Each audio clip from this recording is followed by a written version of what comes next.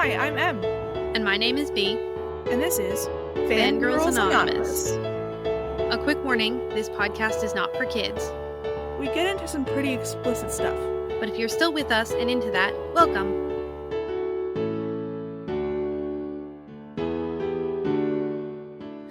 Hi, how's it going? It is going wonderfully. How about you? I am really, really good right now because I am recording an episode for my podcast, and my podcast is amazing. I'm just so happy that I have this podcast with you, Bea. It's so fun, especially today's episode. Oh my god. Today's episode is going to be like just we're going to get into some nitty-gritty about media and literature and what it is to be a story, and I'm just so excited. Oh my god. I'm glad you're excited because I gotta be honest, this is probably one of my favorite tropes, like big broad spectrum.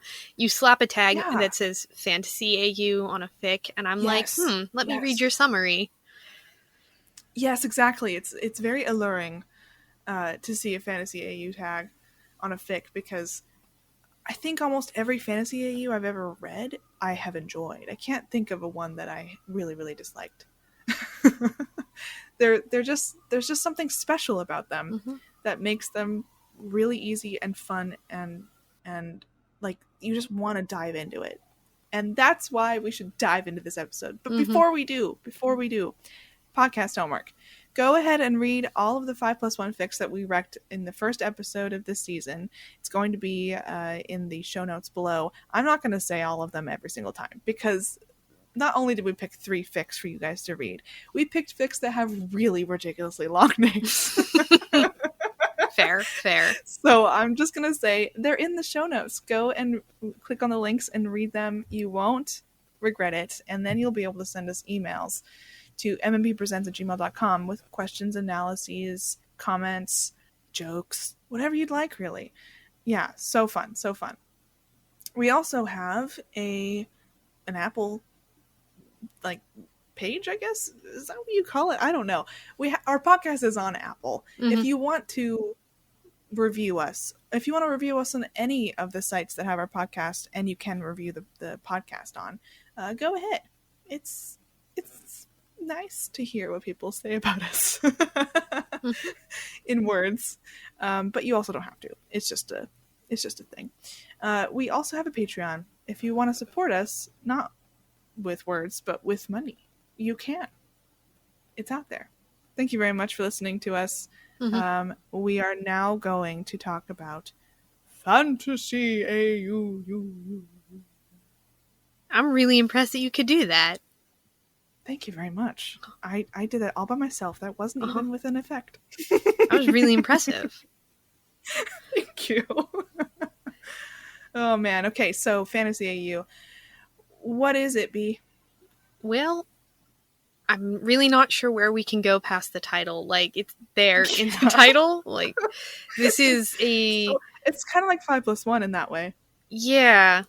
Yeah, so Fantasy AUs are basically a trope wherein you take whatever canon story there is, and you transplant it, sometimes not actually the story and just the characters, into a fantasy setting.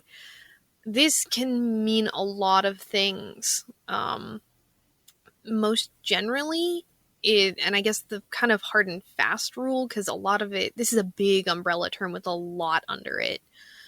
I think the only really hard and fast thing is, and even then, you don't really make fantasy AUs of fantasy IPs. Like, you just, what is the point of that? And I guess there are a couple of sort of exceptions that I'm going to talk about more specifically later, but for the most part, you don't take, say, Lord of the Rings and be like, I wonder if I can put this more fantasy. It doesn't really work like that. Yeah, I mean, Lord of the Rings is inherently, it is like over the world known as fantasy itself. So, yeah, most things that are set in a fantasy world don't turn into a fantasy world. Sort of like how, let's take Superman and put him into a superhero AU. Which, okay, to be honest, I kind of really want those because I want me somebody too. to take a fantasy franchise and put it in a, not as a crossover sense, but like stick it in a middle of the road generic fantasy. Like, let's take The Witcher and just put them in some absolute non-defined swords and sorcery nonsense. See what happens. God, that'd be weird. Or take them and put them in a whole different franchise, but with none of the franchise's characters. Take The Witcher and put them in Tolkien. Don't have them meet any of the main characters. Oh my god. What would that even be? I don't know. It's sort of terrible. I don't like that. I don't like that at all. Don't do it. If you're listening and you're thinking about it, stop.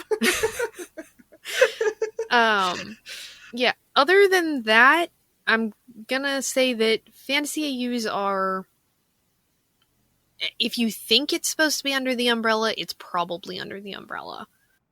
Like wizards with staffs. Or magical creatures. If there's a unicorn that appears, it's probably at least a little bit of a fantasy AU.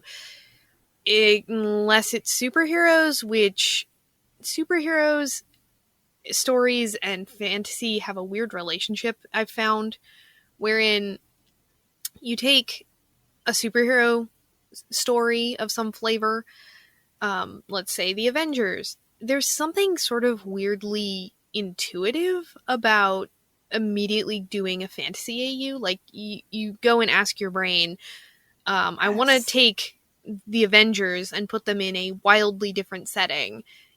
Giving them swords and making them fight dragons just makes sense. Of all of the fantasy AU I have read, most of it is Stucky. Again, like a good 80%. It makes sense in a weird way. Like, they gel. Yeah, they do. And you could go on a whole interesting rant about the relationship, or I guess provenance, of superheroes in relation to Western heroic archetypes, and how, of course, it fits in a fantasy AU because they're all kind of from the same shtick. But I've never heard of the term provenance being used to describe the background of where a story comes from within literature itself. Oh my god, I love it. We need to start using that more often. The provenance of an AU. Holy shit. Mm-hmm. Yes. Perfection. Anyway. On the flip side, you take a fantasy IP, let's say Teen Wolf, which is technically urban fantasy, which we will also discuss. Oh my god, I love it. Does weirdly make sense to do the opposite and flip them and make them in superheroes. Like, I don't know why those fantasy and superheroes sort of like AUs, they just dovetail so nicely, but they do. It's interesting to think about anyway. Yeah, definitely. A little bit of a side note. Yeah, so like I said, fantasy AUs are really, really broad. Gotta be honest, most of the time if you just see the tag fantasy AU, they're not usually talking about anything more specific than that. So they're not talking a steampunk AU. And they're not talking a Witcher AU. They're not talking about, I don't know, pick a specific setting. You know, they're probably not. What's interesting about fantasy AU, that term, is that it's usually just the generalized idea of what fantasy is in, like, our culture. Mm-hmm. Which, like, when you think of fantasy, you think of, like, rolling green verdant hills with wizards with pointy hats and staves. Forests and, you know, various different creatures and, you know, the main character and who has to go through the main character cycle and like, you know, princesses and princes and knights in shining armor and horses and, you know, that kind of stuff. But if it's specifically an AU that is set in, like, you know, IP that we already do stuff in as fandom people, then they're not going to say fantasy AU if it is specifically a Witcher AU or if it is specifically a Merlin AU. Mm-hmm. Like, nobody says Merlin AU and then next to it in the tags fantasy AU because that's already in the concept. Which, yeah, of course it's fantasy. Brief aside, if for all of you fantasy buffs, or even those of you who are not, want to read the single funniest, like, biting criticism / deconstruction of, I'm gonna call it cookie cutter fantasy, there is a hilarious book called The Tough Guide to Fantasyland by Diana Wynne Jones, and it is made the person who wrote Diana Wynne Jones wrote House Moving Castle. She's a huge children's fantasy novelist, but this book is hilarious. It is written like in, I guess, like an encyclopedia almost, where you can look for different terms, and it is written as though this is a travel guide of what to expect. But what it really does is it breaks down all of these repeated tropes in fantasy. And if you ever want to write a very generic fantasy novel, basically just follow the steps they're in. Because, like, they have a travel list of things that you should bring with you and things that you don't. And they point out the fact that no matter what may be easier or more available in your story, you will inevitably eat stew. That is just how it works. Yep. So it's so perfect. I need to read that. It just a little bit of an outside recommendation, but absolutely hilarious if you can get your hands on a copy. And is it rare? No, but I'm not sure how many printings there were, and it was published in 2006, I believe. So, gotcha. All of which is to say, if it fits within the frame of fantasy, but you can't think of like a specific author or series that it actually connects to, or if you're not scratching your head and going, is this a crossover? Then chances are good that it's sort of the generic fantasy AU tag rather than, like Im said.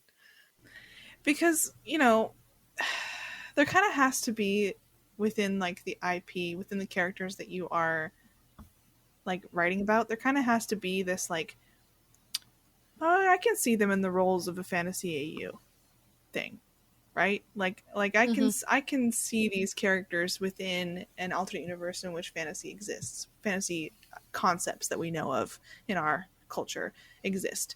You don't see a lot of well, I haven't seen a lot of sci-fi, like hardcore science fiction characters from you know, like I haven't seen, I don't know, I've seen a lot of Star Wars actually turn into fantasy AU, but that's because Star Wars is like a cowboy movie, but it's set in space. It just happens to be set in space. I have never seen, but it could tell me if I'm wrong, I've never seen Star Trek characters in fantasy AUs. I have, but it's a shaky connection. It was more of a fairy tale AU than strictly fantasy, which I would argue fairy tale AUs are under the umbrella, but we're going to have to talk about how they also don't fit under the umbrella, because they can do some things that generic fantasy AU doesn't. Yeah. What's also cool about fantasy AUs is that the fantasy AU isn't what we just described all the time. So broad, so many exceptions. I know. So a fantasy AU can also be a urban fantasy AU, which yes, I would call that under the umbrella of a fantasy AU. So, but a lot of the urban fantasy AUs, it's like people live in our world, but like magic is just an accepted fact. And that is so fun. There are some really cute stories, like both of your ships are magical creatures and they are roommates, but they haven't told each other that they're magical creatures, so they each assume the other one is just a normal human roommate. Awesome. Yes. Or, you know, they're just people living their lives, but they're walking down the street and they see people having little baby dragons on their necks, and like there's like a shop on the corner that sells charms. Like it can be as innocuous as that. And sometimes authors just want to have them in a world that's kind of cute, but it's really about them falling in love still. It's not necessarily about the magic. I don't know. Fantasy AU is so much bigger than you would expect. But it's also different than what people would expect as well outside of fandom, which is something I've noted before in the past, where you have like people outside of fandom expecting certain fics to be part of what we consider fantasy AU, but they're definitely not, because if you're in fandom, you're like, no, that's not a fantasy AU at all. That's like, you know, specifically a Merlin AU, even though it's set in a fantasy world. It's so weird. Yeah, you can It's weird, really man. drill down It's so and weird. get into the specifics, because I would argue that a Hogwarts AU is a type of a fantasy AU, because obviously the Harry Potter franchise is inherently a fantasy story, but by setting it in Hogwarts, you're making it very specifically that world.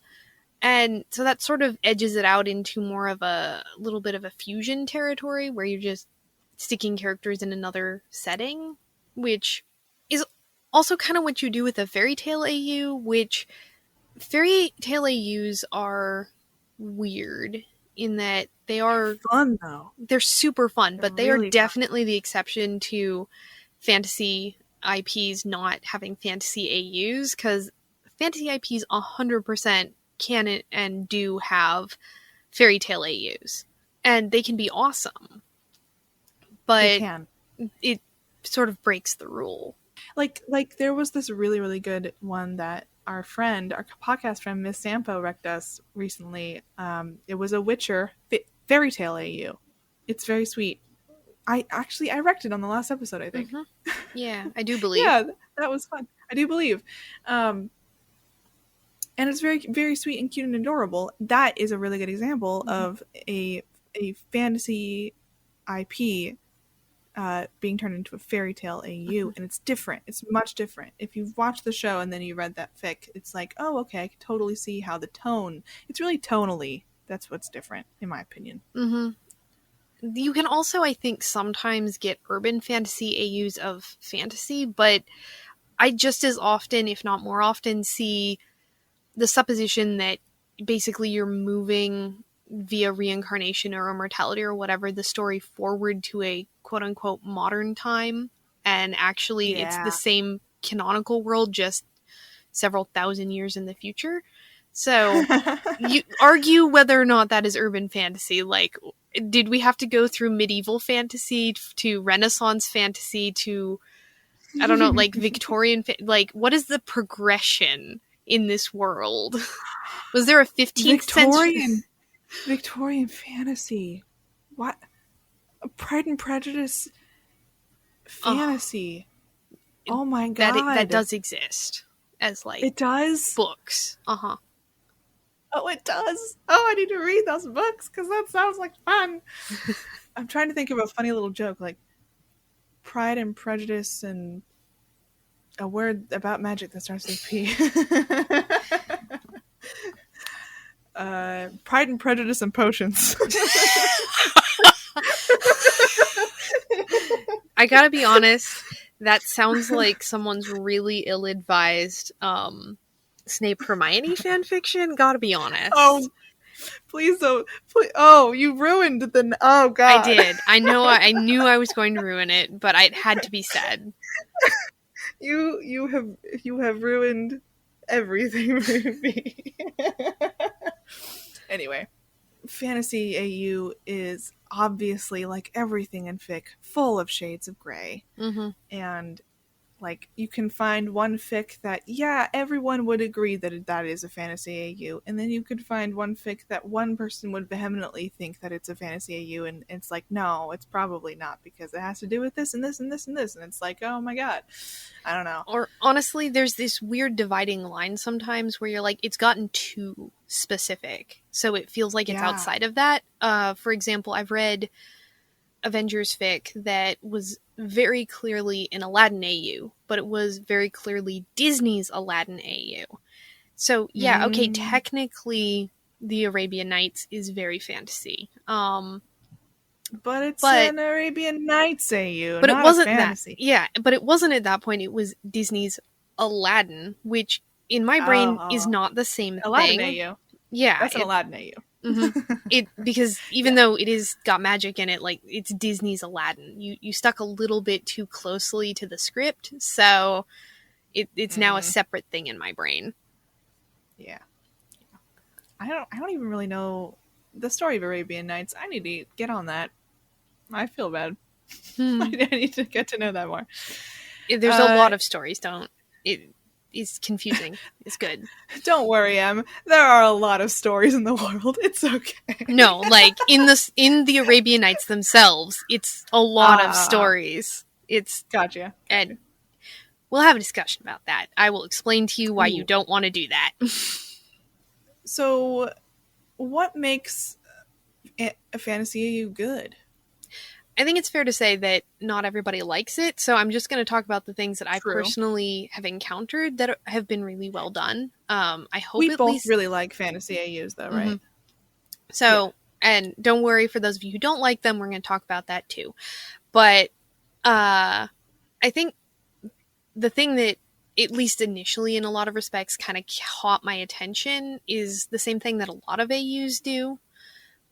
Because when you read an AU, it wants to be familiar but also fresh. So seeing how people do or don't take your plot points and kind of have them in this brand new environment in order and make it something different. For example, let's say in this fantasy AU, we're going to go back to the Avengers because I hope everybody knows who those are at this point. It was 10 years worth of Disney propaganda. I think 20 now. It feels like 20. 15. 12. I think it's 12 going on 13 because it was 2008 was when Iron Man came out, and we forget about the Hulk movie that came out before that. Dude, that's almost 15. That's almost 15. It's 2022. That's fair. I don't know how math works. I'm not paid enough to know how math works. Same. We both have English degrees. Oh, man. So, let's say that in this fantasy AU, you've got Bucky Barnes, and he's still got a weird arm, but let's say that this time he's got a dragon scale arm for fun. Like, that's interesting. Yeah. That's different. It makes you ask the question, well, how did he get the dragon scale arm? Like, what happened to his original arm? Was he just born with this arm? Is he a dragon? Is he half dragon? That makes sense. Mm-hmm. And it draws you in. You're like, oh, cool. Now there are dragons in this world, and I know that. And so clearly it's fantasy. And here's it's a fantasy AU. A beloved Bucky Barnes character, and, weird stuff is going on. I wonder what Steve is in this universe. Maybe he's a dragon. Or maybe he's a powerful warrior with spells and magic that made him big because he was tiny when he was young and sickly. Yeah. Maybe that's what's happening. Or maybe a different third thing. So many things. Because you do have that sort of melding and meshing and picking and choosing, it's interesting to see how some problems get solved because, hey, there's magic, but it creates other problems. So, again, let's say that in your fantasy AU, you've taken the entire cast of Teen Wolf and you've put them in your nice cookie-cutter fantasy AU, and Styles in this has magic. Yay, he has magic that fixes things theoretically in canon. Like he can help defend against monsters, and I don't know. Honestly, Teen Wolf magic is super wishy-washy. He does not. There was a whole discussion about that, but he makes the wind at the circle makes the wind makes all of the wolf's bane or whatever go away. Like, that's magical. You'd think, if we're accepting what the writers, if we're accepting what the writers tell us, any normal human with a sufficient degree of desperation could do that. Death of the authors. Or we have to accept that in Teen Wolf canon, even baseline humans are quasi-magical. Yeah, I guess. So let's say that you know, him having magic would obviously fix some of their canonical problems, but let's say that, you know, he's also super bad at magic, so nobody thinks he's cool. You know, you fixed a problem, but you also created a problem. And it feels canonical to the character because it's a net zero in terms of problem solving. True. It's the sort of fun things that you can do when you kind of twist and turn it, at least in my opinion. I like that in a fantasy AU you can defamiliarize canon just that extra little bit. So when you read it, you're like, oh, this is interesting, even if you can kind of predict sometimes what is going to happen. And that, of course, is assuming that you're following canon fairly closely. I mean, fantasy AUs do not have to do that at all. They can go wildly off script and do whatever they want. As somebody who enjoys writing them too, you can go wildly off script and do whatever you want. It's true. As long as the characters are true to themselves, you can kind of put them in whatever situation you really want, which is basically a description for fan fiction in general. But it's very true in fantasy AU. Mm-hmm. As long as they're doing what as long as they're doing what the reader thinks is correct. Mm-hmm. How they would react in a situation, right? Then it's good. We've already talked about the whole Ship of Theseus thing with characters, but as long as you feel like they're not out of character, you're good. You're golden.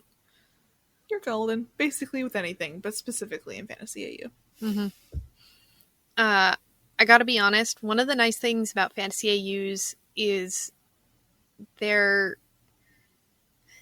very few fantasy books, excluding like Game of Thrones, set out to have an ambiguous ending, I should say. Most of the time you pick up a fantasy book and you know that over the whole course of the story, you're probably going to have an okay ending. Things are going to work out mostly. So it's kind of comforting, I guess, to read them because you come in knowing usually that you want X person and Y person to get together and that you're in a genre that you're pretty safe. Like, mostly good things are going to happen. Or if bad things happen, they're going to get set to rights. In particular, I gotta be honest, there's something really sweet about fairy tale AUs. They're just cute. They're usually pretty soft. They're not complicated. The magic systems can be complicated, but not the story itself. Yeah, and it's nice sometimes to read things that you're like, I know how this is going. Having said that, I gotta tell you, fairy tale AUs can do amazing amounts of dramatic irony, and I mean that in the literary sense, in that we the audience know how a fairy tale is supposed to go, and so we the audience know what's going to happen, but the characters don't, and that can provide some awesome tension when you're like, no, character, don't do it, because you love them and you want good things for them, and they do it anyway. You're talking at your phone or your computer. Don't! In particular, the part in the fairy tale where, like, somebody's in disguise and then they're, like, getting chased down by their one true love or whatever, and you're like, no, it's them, you just need to wait 1 minute. Oh, man, miscommunication. Mm-hmm. Sometimes it's the lifeblood of a love story, which sometimes I hate. Anyway, yes, I completely agree with you. Fairy tale AUs are so fun to read, partly because you know everything's going to be okay. It's not. I've never seen a fairy tale AU alongside the tag dark fic. Unless you're really mad at yourself. I don't know if you would do that to yourself. I don't think I've ever seen one where it's not tagged a compilation, like yes, a whole bunch of drabbles. And I was trying to think of it because the one, like, Fairy Tale AU is generally a pretty safe tag to search in, except for you will occasionally come across some porny options, which I could, I guess, also see having some dark fic intermixed with that, but honestly, not really. It's pretty safe. There is also, I will say that you can get into, like, really, really long ones that have a lot of violence in them. That is a thing. Yeah. in fantasy AU. You get like those 150k epics where like there's blood and gore and stuff like that, but those tend to be pretty rare, and like it gets fixed. And so I would say a lot of times the gore and the blood isn't like explicit. It's like, and then he stabbed him and the fight was over. The Like, Greek that's choir kind of what it explains ends up to being. us, the audience, what is happening as it happens off screen. Yeah. Exactly. No, exactly. Yeah. Which is fun. You can also get into narration a little bit with fairy tale, or with fairy tale AU specifically, but also some fantasy AU. There's sometimes narration, or like a narrator saying things about them in third person, kind of a situation. Yeah. But it does tend to be third person anyway. So what makes it bad? Yeah. I'm gonna be very blunt. All of the weaknesses of the fantasy genre and then some. Like, just off the bat. True. Everything that can make the fantasy genre bad, of which you can find entire PhD theses on, I'm quite sure. Hell yeah. Fantasy AUs have that and then some, because they don't lessen the mistakes of their predecessors in this. Oh, no. They reinforce them sometimes. Sometimes, well, okay. Sometimes people are able to write a fic in which that's not the case. Like, they're actually subverting fantasy tropes within the fantasy AU that they're writing. That is a thing. I've seen that quite a bit. But there's just some racism baked into the fantasy concepts that we have. And it's difficult to write those out because it's baked in.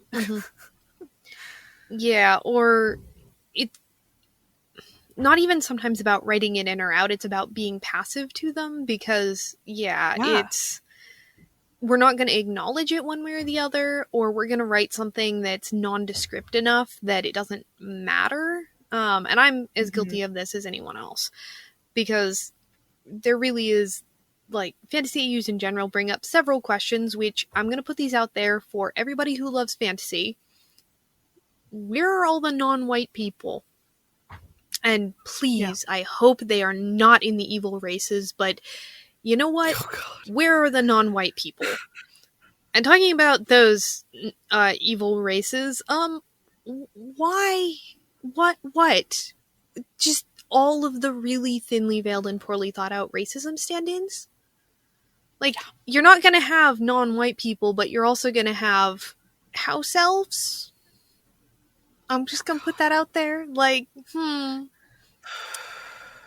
Yeah, so, She simultaneously was super racist while patting herself on the back for doing something good. What she thought. It's crazy. Oh, man. Yeah, or for a less pointed example, if you've got a society where everybody hates the animal people, which is also not great connotations right there. My friends, don't do that. Like, all of the people who can turn into animals, and everybody hates them for no reason. But again, there are no explicitly non-white people. Like, PhD thesis, my friends. Really? Think about it just a little bit harder. Just think about it just a bit. And I will talk about that more in a rec that we're about to do. Yeah. And finally, history is a vast and complicated subject, and truth is stranger than fiction. I can assure you, whatever you put in your AU is not weirder than something that has actually happened. So I recommend strongly reading history books, because even if nobody else cares, like, I care. I need you to know that from the bottom of my heart. The next, every time I see something that I know explicitly didn't exist or doesn't make sense, it pains me. It stabs me directly in the heart. I'm sure that everybody else who knows these things is also that. Having said that, don't let it stop you. It is, at the end of the day, a fantasy. Yeah. But rant done. Everybody, I'm saying this from a place of love. Oh, yeah, of course, yeah.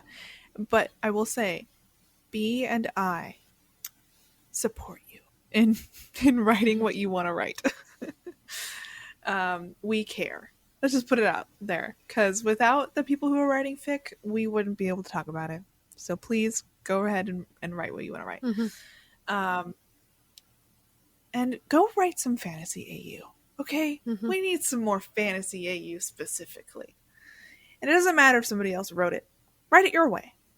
I'll read the same thing over and over and over again, considering how many coffee shop AUs I've read in my life. My God. I feel like it's worth noting, on top of my last rant, that fic in particular, this is a little bit of a double-edged sword, because one of my favorite things about fantasy AUs when they're done really well is the world building. I love it when people go forth and they make a world and they put their characters in it and they get to inhabit it and it feels really fleshed out and different and interesting. But fantasy AUs frequently don't actually accomplish that, particularly, and I say this again from a place of love, fairy tale AUs. Part of it is just the nature of fairy tales. You read actual fairy tales and they're universal because they are nondescript. But when you set your characters in a fairy tale AU, frequently it feels, not to use too many big words, because there's like a whole semester in college of weird philosophy here, but it feels very liminal. Like you can disregard some of the rules of your normal canon and like reshape things, and that's fine, but it doesn't make for great world building. So liminality in literature is so fun. We could do a deep dive on some fairy tales and why they don't make sense, but we're not going to do that. We could. Going hand in hand with that, I guess, to a certain extent. Like I said, you can do really good fancy AUs where you have a character who the introduction of this fantastical element fixes a problem, but you have to make a problem. I don't have a whole lot else to talk about with world building. It can be the strong point or it can be the weak point, honestly. It depends on the author and what they're doing. And I want to point out that not all fantasy AUs with weak world building are bad. It just, as a overall sort of over-branching thing, isn't its strong point. And that's okay. Because there are certain, like, kind of stratosphere AUs, right? Like coffee shop AU, fantasy AU, like that don't have to do with a specific IP. They're just a genre AU that we use. That the reason why it's fun is because you don't really have to set up the world building. People already know about it. It's already kind of in the zeitgeist, which is good sometimes. But there are concepts and ideas that are baked into those kinds of things that can have repercussions societally.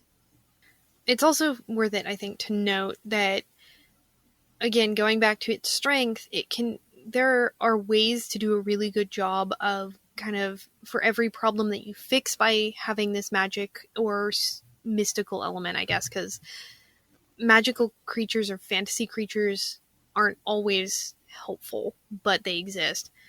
But for every problem that you solve by having these things, you need to have something that it doesn't fix, or you need to create a problem from it.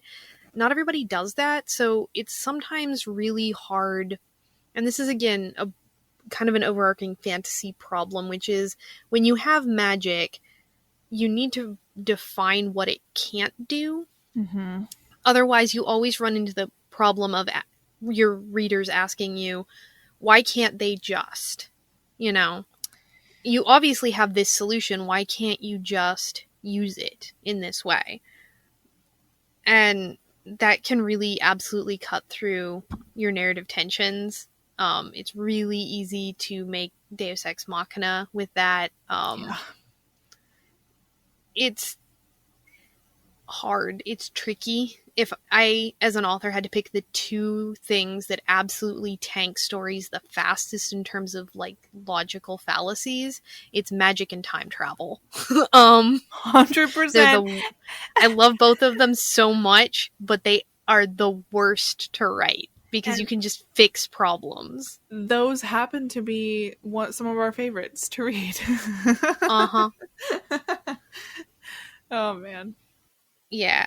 So another thing that's kind of not awesome with Fantasy AU is, like, some characters, like I was trying to say earlier, some characters and some IPs just do not translate well into Fantasy AUs. And that's kind of a thing with every, like, genre AU, I would say. Like the characters from Stargate aren't going to go into a Pride and Prejudice AU very easily or well, in my opinion.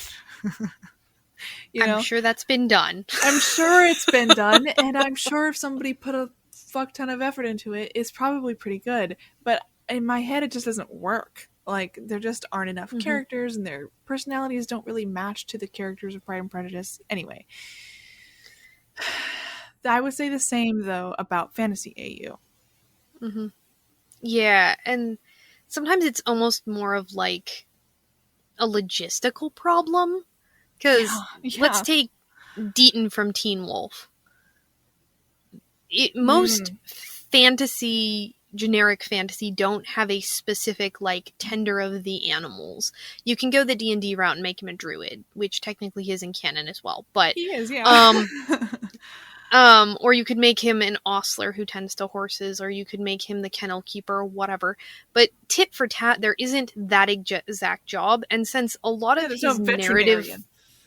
Yeah, and since a lot of his narrative function is actually using his actual job as a cover for everything else he does, it's sometimes hard to actually fit him into a fantasy typical role that people will recognize, and also have him easily have that same narrative function.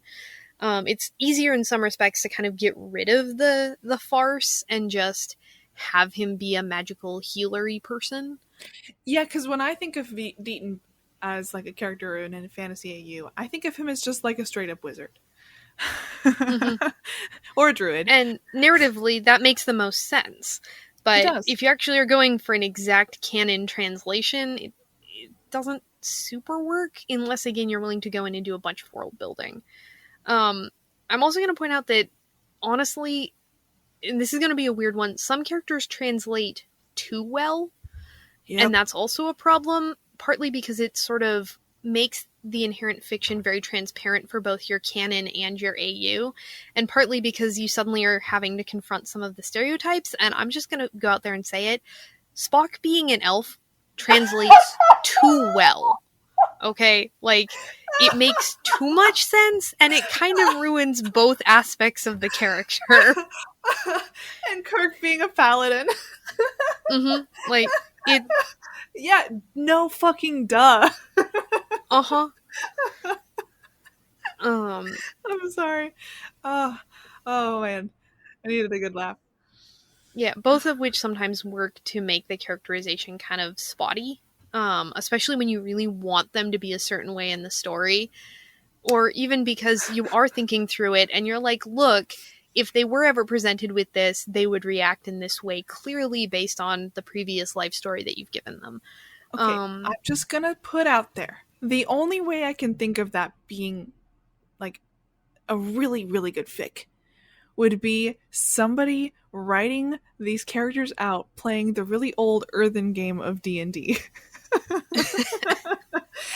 And obviously Spock's gonna go for the elf.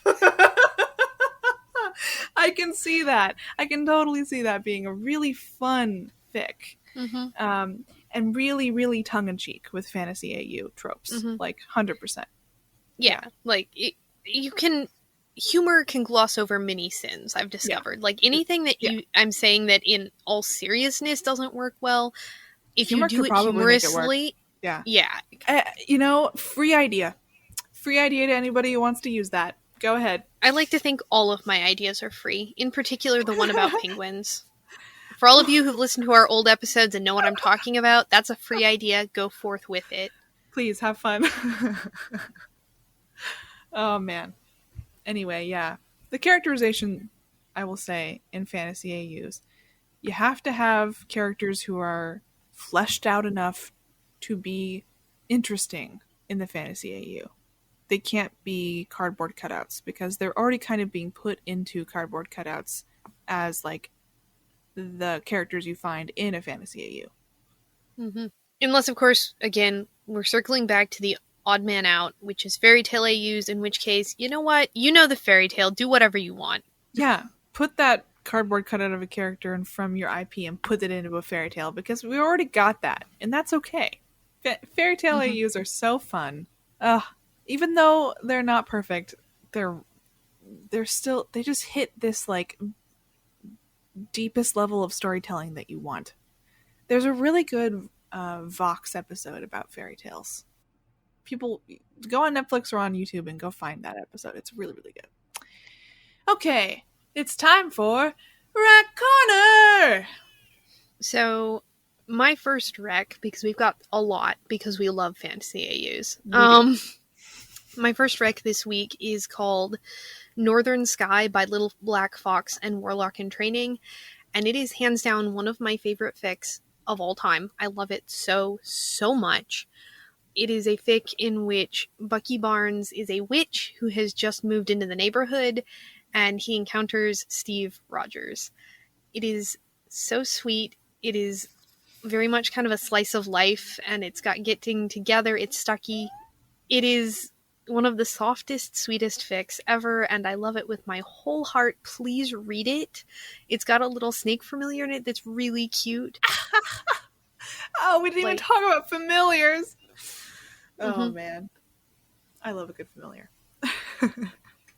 a little animal-like creature that a witch or a wizard has in their life. Usually a witch. Mm-hmm.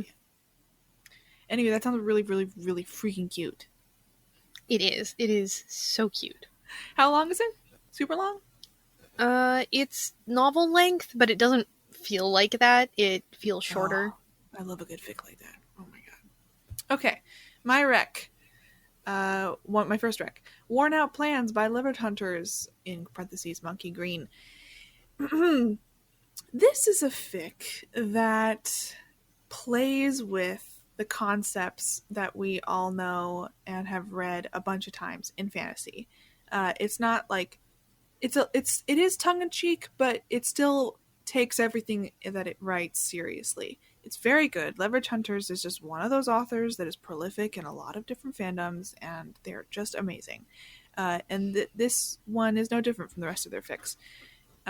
Steve is a kind of like he's a retired chosen one, which is really a fun concept.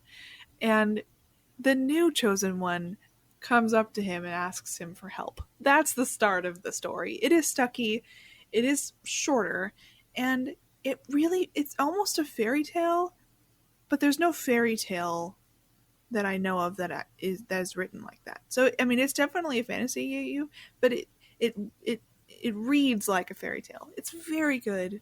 It's not that long. Please go read it. Like, yeah. Bea recced it to me, and I read it in one go. It's really good. So my second rec is called Germinate by Stifled Laughter, and this one it's a My Hero Academia or Boku no Hero Academia, depending on how you want to say it, fic in which Aizawa Shota is a dragon, and he sort of accidentally on purposes acquires a baby dragon, and panics a little bit because he's like, oh no, I have a baby and I'm not entirely sure what to do with it now that I have it. And he immediately calls his good friend Yamada Hizashi, and yes, I say that the Japanese way, not the American way. It's a thing. I have opinions about it, but it is again very sweet, very short. It's basically just the two of them like being like, we have a baby now. I guess that's a thing that's happened, and I love it mostly because the author hints at a bigger, wider world without ever really needing to explain it or go deeper into it. And I don't know. It's a really cute story. It's not very long. My second one is one that I have just read that murdered me and buried me deep in the ground. I love it so much. It's called Flotsam and Jetsam by Glimmerglanger. No. Glimmerglanger? No. I think that's how you put it. Oh, God. Glimmerglanger, I think is how you pronounce it. It is a Kodiwan fic. This is my first Kodiwan fic of all time. I have never read a single other Kodiwan fic. I have not watched the Clone Wars. I have watched Star Wars, but I haven't watched the Clone Wars. I don't know anything about Cody. I don't really know much about Obi-Wan except for the stuff in the movies. That doesn't matter. It's almost like it's a book. It's just a novel of characters that I know peripherally. Basically, it's set in World War II era, like after the war. Obi-Wan was a person in World War II, a soldier, saw Anakin die. Anakin died in his arms. He was his best friend. It's really sad. But he's now kind of requisitioned himself on this like little spit of rock in front of the ocean, and he has nobody, and he's very alone, and he's dealing with these PTSD, like panic attack flashbacks things, and he calls them fits, and it's just sad. But he wakes up one day, goes to the beach, and finds a merman who is injured quite thoroughly. He's been injured pretty badly, and luckily he has a bathtub in his shack. But he is able to save him, and they fall in love, and his name is, it sounds like Cody. They don't really have, they have to learn each other's languages. Cody's is Mandoa and his is English. But yeah, it's very good. Please read it, because it's a series, and I read it in one day, and it makes me kind of want to cry because I love it so much. Anyway, those are our recs. Thank you so much for listening to us drivel on about Fantasy AU. Go and find one. Go and find a Fantasy AU if you haven't read one in a while, because they're really just so sweet. Yeah, I guess we're done. I guess we'll see y'all next week on Fangirls Anonymous. Bye!